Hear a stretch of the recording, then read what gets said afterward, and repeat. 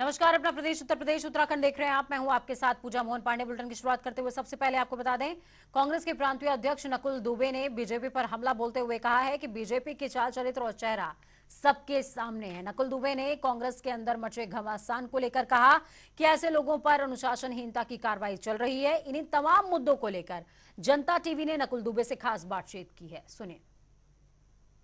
मेरे साथ जो है कांग्रेस के क्षेत्रीय अध्यक्ष नकुल दुबे जी हैं। आज जो है शहर के 2 शहर अध्यक्ष जो कांग्रेस के छोड़ दिए हैं, निकाल दिए गए कांग्रेस से। अब मैं इनसे जानना चाहूँ क्या है सर मामला पूरा है? सर देखिए, मामला पूरा ये है कि दिलप्रीत और अज्जू जी का एक अपना व्यक्तिगत एजेंडा चल रहा था। क्योंकि कांग्रेस पार्टी ने इनको काफ़ी सम्मान दिया था, इनको विधानसभा भी लड़ाया था, फिर इनको नगर अध्यक्ष की जिम्मेदारी भी दी थी, तो इनसे उम्मीद की थी कि इनके अंदर वो वाली भावना आएगी कि जब जिसने हमारे साथ इतना कुछ किया तो उसके साथ हम दगाबाजी न करें और भारतीय जनता पार्टी की उन नीतियों में न घुस जाएं जिसके लिए भारतीय जनता पार्टी आज पूरे देश में मशहूर है। लेकिन इन लोगों के खिलाफ अनुशासन कार्रवाई संस्थित थी, इनको शोकाज भी दिया गया था, इनको बाकायदा पर्सनल हियरिंग भी बुलाया गया था, इनके खिलाफ सारी कार्रवाई हुई थी। तो चूंकि इस वक्त आचार संहिता चल रही है और हम सब लोग पूरी तरह से चुनाव में लिप्त हैं। इन लोगों के लोग किनारे थे, इनको मालूम था कि हमें हमारा एक आदमी का हमारी पार्टी है, एक अज्जू पार्टी है, एक दिलप्रीत पार्टी है, कोई उनके पास जा नहीं रहा है। वो विकास सक्सेना जी देखिए आपके सामने खड़े हुए। तो अफवाहों का जो बाजार गर्म करने का प्रयास किया जा रहा है वो प्रयास कदापि सफल नहीं होगा। जो खुद ही मध्य से भाग करके कैंट में गए हैं वो आज उसके पुरोधा बन रहे हैं। वो खुद अपना संभाल पाते नहीं है, कभी यहाँ भाग जाते, कभी वहाँ भाग जाते, कभी वहाँ भाग जाते हैं। तो वो दिलप्रीत और अज्जू को ज़्यादा दिन संभाल पाएंगे नहीं, वो कहीं और भागने का काम करेंगे, उससे हमारी पार्टी को असर नहीं पड़ेगा। कांग्रेस को कैसा चुनाव प्रचार में आप देख रहे हैं? कांग्रेस पार्टी ही मुझे चुनाव प्रचार में पूरे शहर में दिखाई पड़ रही है। आप चाहे समाजवादी पार्टी को ले लें, चाहे बहुजन समाज पार्टी को, चाहे भारतीय जनता पार्टी को ही ले लें, लाख उनके पास संसाधन है, लेकिन आज जनता जो खड़ी हो रही है वो कांग्रेस पार्टी की अगल बगल खड़ी हो रही है। क्योंकि अब पूरे देश में एक ये माहौल बन गया है कि वास्तव में अगर देश बचाने वालों के साथ जाना है, राहुल गांधी जी के साथ जाना है, तो कांग्रेस पार्टी के साथ खड़ा होना है। इसका परिणाम आपको 13 तारीख को दिखाएगा। एक सवाल और है, कांग्रेस के केंद्रीय नेता चुनाव प्रचार में नगर निगम में नहीं आ रहे हैं यूपी में, जबकि सारे दलों के केंद्रीय नेता लगे हुए हैं। ऐसा क्या है कि सब आप ही लोग भरोसे रहे क्या केंद्रीय नेता आएंगे? उम्मीद है कुछ? देखिए, ऐसा है कि नेता तो आपको किसी पार्टी में कोई नहीं दिखाई पड़ रहा होगा, जिसको आप जब चाहे तब नेता बना दीजिए, जब चाहे उसको पिछले कुर्सी बैठा दीजिए। अब सभासदी चुनाव में जहां पर नाली, खड़ंजा, सफाई, पानी और दवाई और इसकी लड़ाई होती है, तो उस पर जो है नरेंद्र मोदी जी आगे टहलने लगे, तो उसमें हमारी कोई गलती नहीं। अमित शाह रोड शो करने लगे, उसमें हमारी कोई गलती नहीं। ये स्थानीय लोगों का चुनाव होता है। अब प्रधानिक चुनाव में वो चीफ मिनिस्टर हेलीकॉप्टर उतारने लगे, तो इसका मतलब जान लीजिए कि उनके पास बताने के कुछ नहीं है। हाँ, संयुक्ता भाटिया जी अगर प्रचार करके बतावें वार्ड कि देखो मैंने इस वार्ड में ये काम कराया, फिर संयुक्ता भाटिया जी उठ के आगे देखो मैंने ये प्लांट लगवा दिया, फिर संयुक्ता भाटिया जी दिनेश शर्मा जी बुला लें, वो दिनेश शर्मा जी कहें देखो 5 साल पहले मैंने ये काम, तो काम तो कहीं है नहीं, धरातल पे काम कहीं कुछ है नहीं, तो काम कैसे बताएंगे? तो अब वो होगा, अरे भाई पैसा उनके पास आप जान ही रहे हो, जब मॉरिशस से 20-20 हजार करोड़ रुपया आ जा रहा है तो कहीं ना कहीं खर्च करेंगे। तो आप कराओ, आप खूब बढ़िया रामलीला, मतलब खूब बढ़िया कोई लीला करा दो, खूब बढ़िया वो कल्चरल प्रोग्राम करा दो, आप खूब बढ़िया। तो जनता सब जान चुकी है, जनता सब समझ चुकी है। अब जनता काठ की हांडी बार बार नहीं चढ़ाएगी। इस बार इनको लखनऊ का मेयर और सभासद के पदों को छोड़ना पड़ेगा। ठीक, थैंक यू।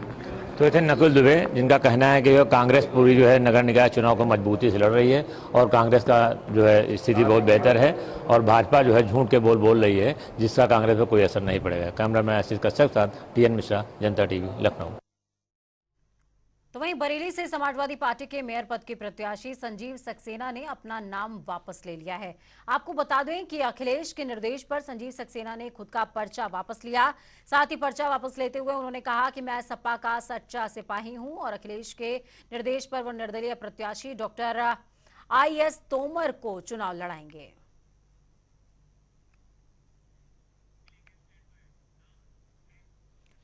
नगर निकाय चुनाव जैसे जैसे करीब आ रहे हैं, वैसे वैसे नेताओं का वार पलटवार तेज होता जा रहा है। गोरखपुर में आज सपा के सीनियर लीडर राम भुआल निषाद ने मंत्री डॉक्टर संजय निषाद का नाम लिए बगैर उन पर निशाना साधते हुए कहा कि अपने को पॉलिटिकल ऑफ गॉडफादर, फिशरमैन की संज्ञा से नवाजने वाले एक पार्टी के राष्ट्रीय अध्यक्ष को सिर्फ व्यक्तिगत लाभ चाहिए। व्यक्तिगत स्वार्थ और परिवार के लाभ के लिए वो राजनीति कर रहे हैं। समाज के विकास और उत्थान से उन्हें कोई लेना देना नहीं है। आगे उन्होंने क्या कुछ कहा है वो भी आपको सुनाएंगे, सुनिए। समाजवादी पार्टी की तरफ से मेयर पद के प्रत्याशी काजल निषाद को भारी मतों से चुनाव जिताने के लिए ये प्रेस कॉन्फ्रेंस किया जा रहा है। क्योंकि निषाद समाज इस समय सरकार के द्वारा उपेक्षित है। इनको जो भी सुविधाएं मिलती थी एक एक करके ख़त्म कर दिया है। एक मौका है कि समाजवादी पार्टी के मेयर पद के प्रत्याशी को चुनाव जीताकर सरकार को बताने का प्रयास करे निषाद समाज कि हम लोग जैसे 2018 में भारतीय जनता पार्टी के उम्मीदवार को हराए थे, उसी तरह इस बार भी मेयर पद के प्रत्याशी काजल निषाद को जिताकर फिर से साबित करेंगे कि निषाद समाज को आप झांसे में रखकर चुनाव नहीं जीत सकते हैं। मिर्जापुर नगर पालिका परिषद चुनार से भाजपा के बागी प्रत्याशी विजय वर्मा ने काफी मान मनोबल के बाद अपना नामांकन वापस ले लिया है। घर वापसी कराना चुनार विधानसभा के बीजेपी विधायक अनुराग सिंह पटेल के लिए बड़ी बात थी। आपको बता दें कि विजय वर्मा ने पार्टी से टिकट मांगा था, लेकिन टिकट ना मिलने से विजय वर्मा ने बागी रुख इख्तियार कर लिए थे। संगठन हित में मैं अपना पर्चा वापस लिया। क्या संगठन आपको इसके ऊपर कोई दायित्व देगी? ये संगठन का विचार है, हमारा विचार नहीं है। किसको आप समर्थन करेंगे इस? अरे किसको क्या करेंगे, भारतीय जनता पार्टी के प्रत्याशी को करेंगे, इसमें क्या। विजय वर्मा जी भारतीय जनता पार्टी के निष्ठावान समर्पित कार्यकर्ता रहे हैं और आज उन्होंने अपना नामांकन वापस लिया है। भारतीय जनता पार्टी के प्रत्याशी विजय बहादुर सिंह जी के पक्ष में। ये संगठन के लिए कुछ इनकी दायित्व दी जाएगी? भारतीय जनता पार्टी एक लोकतांत्रिक पार्टी है। संगठन जिसको भी जिम्मेदारी देता है सभी अपना निर्वहन करेंगे और निष्ठावान कार्यकर्ताओं का निश्चित ही पार्टी हमेशा उनको दायित्व और आगे बढ़ाता है। और निश्चित रूप से पार्टी जो हम लोगों को दायित्व देगी, जो कार्य देगी, उसको पूरा करेगी। बागपत में बिना परमिशन के आरएलडी प्रत्याशी को देर रात तक प्रचार करना महंगा पड़ा। आपको बता दें कि प्रत्याशी बिना अनुमति के देर रात आचार संहिता का धड़ल्ले से उल्लंघन करते हुए जनसंपर्क कर रहे थे। जिसकी सूचना पुलिस को मिली तो पुलिस ने तत्काल मौके पर पहुंचकर प्रत्याशी के गाड़ी को सीज करते हुए प्रत्याशी सहित 12 नामजद और 50 अज्ञात लोगों पर मुकदमा दर्ज कर लिया है। तो वहीं दूसरी तरफ आरएलडी प्रत्याशी के पति का कहना है कि वो एक परिवार के यहां सांत्वना देने गए थे और उन पर बेवजह मुकदमा दर्ज किया गया है।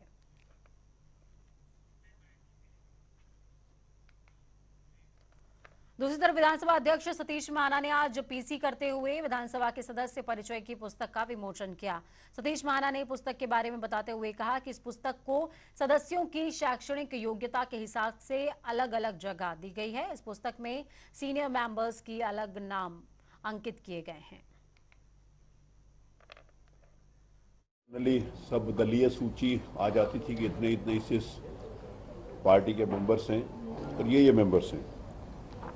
अब की बार 18वीं विधानसभा के हमने अनुसूचित जाति निर्वाचन क्षेत्र से अलग लिखे, अनुसूचित जनजाति अलग लिखे, आयु समूह के हिसाब से हमने अलग लिखा है। 18वीं विधानसभा में शैक्षिक पृष्ठभूमि अलग लिखी है। 18वीं विधानसभा में पीएचडी उपाधि धारकों की सूची अलग लिखी है। 18वीं विधानसभा में चिकित्सा उपाधि धारक सदस्यों की सूची अलग लिखी है। उत्तर प्रदेश 18वीं विधानसभा के इंजीनियरिंग उपाधि धारक सूची अलग लिखी है। उत्तर प्रदेश 18वीं विधानसभा में एमबीए, बीबीए, पीएचडी उपाधि डिप्लोमा धारक की सूची अलग लिखी है। 18वीं विधानसभा में विधि स्नातक, परस्नातक की सूची अलग लिखी है। 18वीं विधानसभा के सदस्यों के व्यवसायिक आधार के ऊपर सूची अलग लिखी है। कृषि व्यवसाय से संबंधित अलग लिखी है। उत्तर प्रदेश व्यापार, दुकान, समाज सेवा, अन्य व्यवसायों की अलग लिखी है। विधानसभा में सरकारी सेवाओं से जो लोग जीत कर आए उनकी सूची अलग लिखी है। 18वीं विधानसभाओं के विधायी अनुभव के आधार के ऊपर उनकी संख्या वहीं बीजेपी के विधायक सिद्धार्थनाथ सिंह ने अतीक के गुर्गों को लेकर बड़ा बयान दिया है। उन्होंने कहा कि अतीक के गुर्गों पर कार्रवाई होगी। साथ ही उन्होंने अतीक को लेकर कहा कि जो गद्दी पर थे आज वो गद्दी से बाहर हो गए हैं। साथ ही सिद्धार्थनाथ सिंह ने कहा कि माफिया को तो मिट्टी में मिला दिया गया है, छोटे छोटे जो बचे हैं उनका भी सफाया किया जाएगा। अब कहीं छोटे छोटे पुर्जे रह गए हैं, उसको भी हम इकट्ठा करके समाप्त कर लेंगे, उसकी चिंता मत करिए। उमेश पाल मर्डर केस में अतीक अहमद के वकील खान सौलत हनीफ की मुश्किलें भी बढ़ गई हैं। सीजेएम कोर्ट ने खान सौलत हनीफ को 14 दिनों की न्यायिक अभिरक्षा में जेल भेजने के आदेश दिए। गौरतलब ये भी है कि हनीफ को भी उमेश पाल हत्याकांड में आरोपी बनाया गया है। आपको बता दें कि खान सौलत हनीफ उमेश पाल अपहरण मामले में पहले ही उम्र कैद की सजा काट रहा है।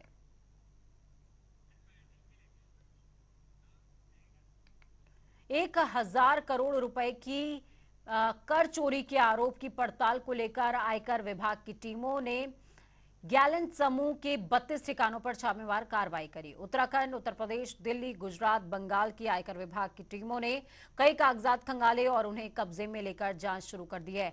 गोरखपुर के गीड़ा सहित प्रतिष्ठान समेत शहर में 19 ठिकानों पर छापेमार कार्रवाई देर रात तक चलती रही।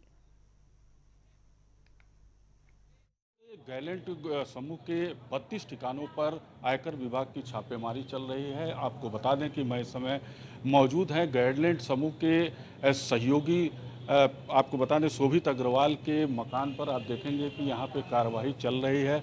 ये गैलेंट समूह के जो चंद्र प्रकाश अग्रवाल हैं, निदेशक हैं, उनके सहयोगी हैं शोभित अग्रवाल जो बिल्डर हैं। और बता दें आपको कि गोरखपुर में इनको जो है खोराबार क्षेत्र में टाउनशिप डेवलप करने का जो है उत्तर प्रदेश सरकार से इन दोनों लोगों को जो है विकसित करने का मिला हुआ है। अभी कॉन्ट्रैक्ट आपको बता दें कि आयकर विभाग जो पूरे देश में जो है 32 ठिकानों पर छापेमारी कर रही है। और इस समय आप देखेंगे कि वर्तमान में ये बिल्डर शोभित अग्रवाल का मकान है जो गैलेंट समूह के निदेशक चंद्र प्रकाश अग्रवाल व मयंक अग्रवाल के जो है समूह के जो है ये सहयोगी हैं बिल्डर शोभित मोहन अग्रवाल। इनके लखनऊ के मकान में भी छापेमारी चल रही है।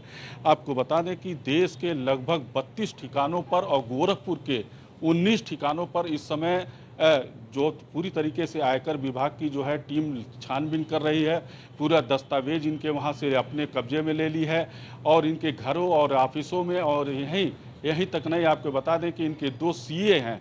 सीए के जो है आवास या कार्यालयों पे भी जो है पूरी तरीके से आयकर विभाग की टीम छापेमारी कर रही है और लगभग 1000 करोड़ रुपए के कर चोरी का आरोप इनके ऊपर है, जो कि एक बहुत बड़ी जो है आयकर चोरी का मामला सामने आया है। आपको बता दें कि उत्तराखंड, दिल्ली, गुजरात, बंगाल तक इनके कारोबार फैले हैं। और यहीं तक नहीं, आपको बता दें कि जो फिल्म स्टार अजय देवगन है इनके ब्रांड एम्बेसडर हो गए हैं। और साल भर में इस कंपनी ने जिस तरीके से डेवलप किया है, उछाल मारा है, तो कहीं ना कहीं आयकर विभाग की नज़र इन पे पड़ चुकी है। और आयकर विभाग की टीम अभी 2 दिन बताया जा रहा है कि और भी जो है यहाँ पे छापेमारी जो लगातार इनके देश में जो है ऑफिसेज हैं, कार्यालय हैं, उस पर छापेमारी चलेगी। और सरिया उत्पादन में इनकी बताया जा रहा है कि 1000 मिलियन डेली जो है इनके वहाँ से जो है सरिया उत्पादन होता है। यानी कि बहुत बड़ी कंपनी है जिसके मालिक हैं चंद्र प्रकाश अग्रवाल, जो गोरखपुर के ही रहने वाले हैं। और गीडा और सहजनवा में इनकी फैक्ट्री है। और देश में जिस तरीके से इनका कारोबार फैला हुआ है, कहीं ना कहीं आयकर विभाग की जो है बड़ी नज़र इस पे पड़ गई है। और आपको बता दें कि आप देखेंगे कि ये मकान है जो बिल्डर शोभित अग्रवाल का है, जो इनके सहयोगी हैं। गोरखपुर के टाउनशिप यानी खोराबार में जो टाउनशिप और मेडिसिटी का जो है विकसित करने के लिए कॉन्ट्रैक्ट मिला है यूपी सरकार से, ये दोनों लोगों को मिला हुआ है। और यहाँ पे आयकर विभाग की टीम लगातार छापेमारी कर रही है। आपको बता दें कि जो भी होगा, अब ये आशंका जताई जा रही है कि 1000 करोड़ रुपए की जो है आयकर टैक्स की चोरी का मामला है। फिलहाल कोई भी, चाहे चंद्र प्रकाश अग्रवाल निदेशक हो, मयंक अग्रवाल हो, या बिल्डर शोभित अग्रवाल हो, या आयकर विभाग के अधिकारी अभी कुछ भी बोलने से मना कर रहे हैं और कोई भी जो है मीडिया के संपर्क में नहीं आ रहे हैं। फिलहाल जांच जारी है। सुभाष गुप्ता, जनता टीवी, गोरखपुर।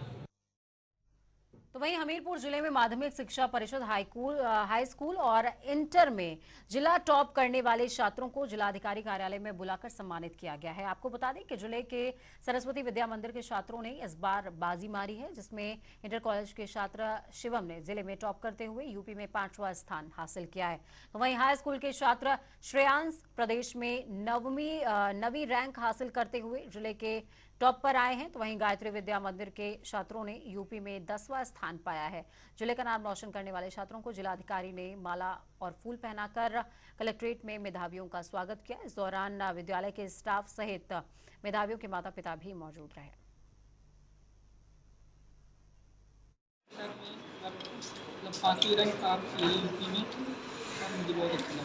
जिले में कौन सा स्थान है आप? जिले में किसको श्रेय देना चाहेंगे अपने? अपने पिताजी, माताजी और अपने बुआ को। क्या बनना चाहेंगे भविष्य में? इसमें नीट पास करके मैं MBBS डॉक्टर। आज आपको जिलाधिकारी महोदय द्वारा सम्मानित किया गया, कैसा लग रहा है? बहुत अच्छा। उत्तराखंड वक्फ बोर्ड के अध्यक्ष शादाब शम्स ने पद से इस्तीफा देने की चेतावनी दी है। दरअसल बोर्ड की संपत्ति पर हो रहे अवैध कब्जों को देखते हुए शादाब शम्स ने चिंता व्यक्त करते हुए कहा कि अगर वो वक्फ बोर्ड की संपत्ति को खाली नहीं करा पाए तो वो पद से इस्तीफा दे देंगे। इसके साथ ही शादाब शम्स ने कहा कि मामले में कमजोर पैरवी के चलते ये जो तमाम जमीनें हैं इन पर मुस्लिम धर्मगुरुओं ने कब्जा कर लिया है, जिस पर केंद्रीय कानून मंत्री से भी संबंधित मामले में पुनर्विचार की मांग रखी जाएगी, जिससे संबंधित मामले पर कोर्ट में पुनर्विचार हो सके। साथ ही इस मामले पर कांग्रेस प्रदेश प्रवक्ता शीशपाल सिंह बिष्ट ने प्रतिक्रिया दी और मामले को गंभीर बताया है। ये गरीबों का, यतीमों का, बेसहारा बेवाओं का हक था, लेकिन इसके ऊपर अगर देखा जाए तो बाहुबलियों के कब्जे। कहीं 250 बीघे जमीन पे कांग्रेस के पूर्व सांसद बैठे हैं, अकबर अहमद डंपी बैठे हैं, कहीं सईदुज्जमा बैठे हैं, कहीं जिनको देखभाल की जिम्मेदारी दी थी, जिनके बड़े कहते थे हमारे बदन के ऊपर जो कपड़े हैं ये भी दरगाह साबिर पाक के हैं, आज वो सज्जादे लगभग 200 बीघा जमीन के ऊपर कब्जा करके कलियर के अंदर जो मेला भूमि कहलाती थी, जहां सैकड़ों सालों से मेला चलता आ रहा है, आज उस पर अपना मालिकाना हक जता रहे हैं। वक्फ बोर्ड सेटिंग गेटिंग के साथ इसके कर्मचारी अधिकारी जो पहले वक्फ बोर्ड के करता धरता रहे, सब सेटिंग गेटिंग के साथ मिलकर वक्फ बोर्ड को लुटवा दिया। वो पूरी जमीन को नीचे न्यायालय से लेकर सुप्रीम कोर्ट की डबल बेंच तक हार के आए। जब हमने पता किया आने के बाद कि भाई ये क्यों हार गए, तो पता चला कि कागज लेके तो यहाँ से वकील साहब के पास कर्मचारी निकले थे, लेकिन वहां तक पहुंचे नहीं।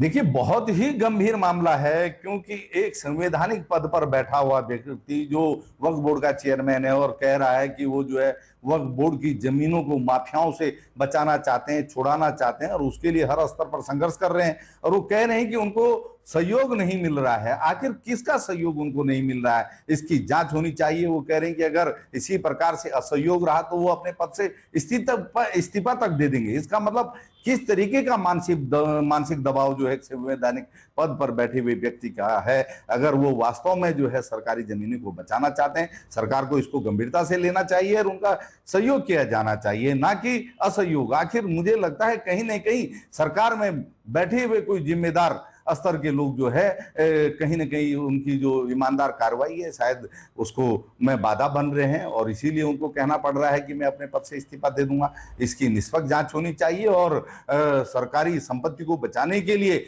जो भी संभव प्रयास हो किए।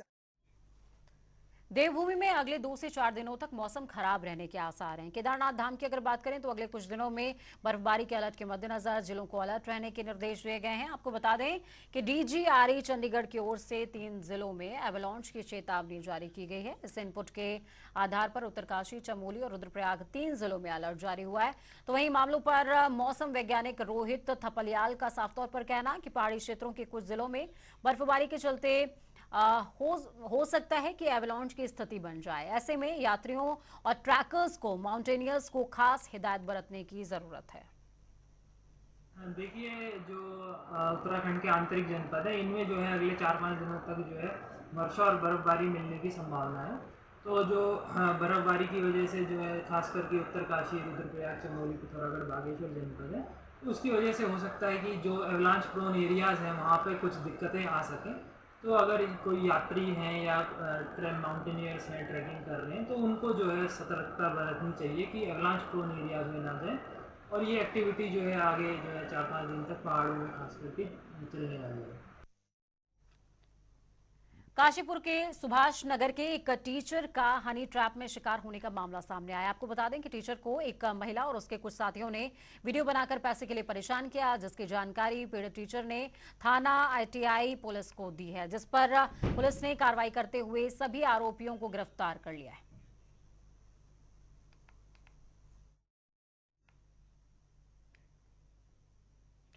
हल्द्वानी के रानीबाग के चित्रशाला घाट पर बन रहा विद्युत शवदाह का काम लंबे समय से आधे अधूरे में लटका हुआ है। आपको बता दें कि इस शवदाह का काम अब तक पूरा हो जाना चाहिए था, लेकिन अभी तक ये काम पूरा नहीं हो पाया। तो वहीं अब इस पूरे मामले में मुख्य नगर आयुक्त पंकज उपाध्याय ने सख्त कदम उठाते हुए कंपनी को 15 दिनों का अल्टीमेटम दे दिया है और कंपनी का पेमेंट भी रोक दिया गया है।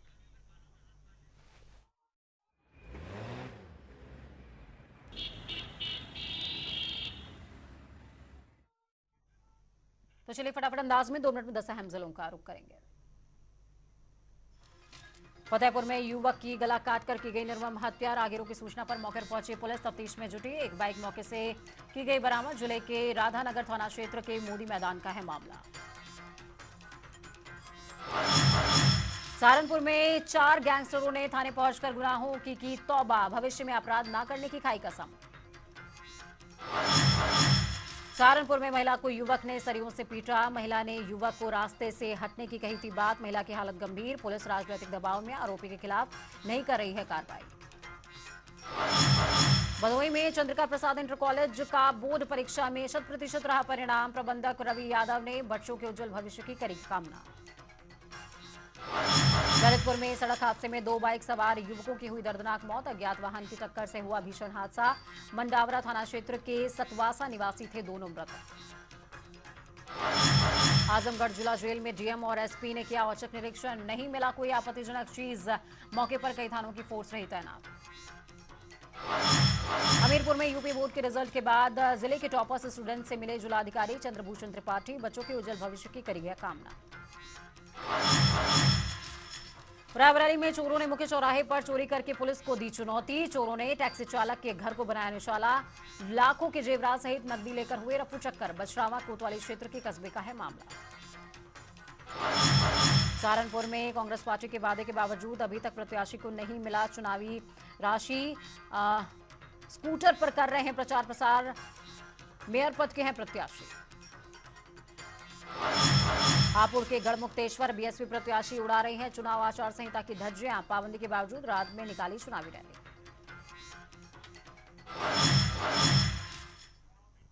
वक्त यहाँ पर छोटे से ब्रेक का। ब्रेक के उस पार खबरों का सफर लगातार जारी रहेगा। बने रहिए जनता टीवी के साथ, क्योंकि हमें आपकी ताकत, अपना और अपनों का बहुत ज्यादा ख्याल रखिए। नमस्कार।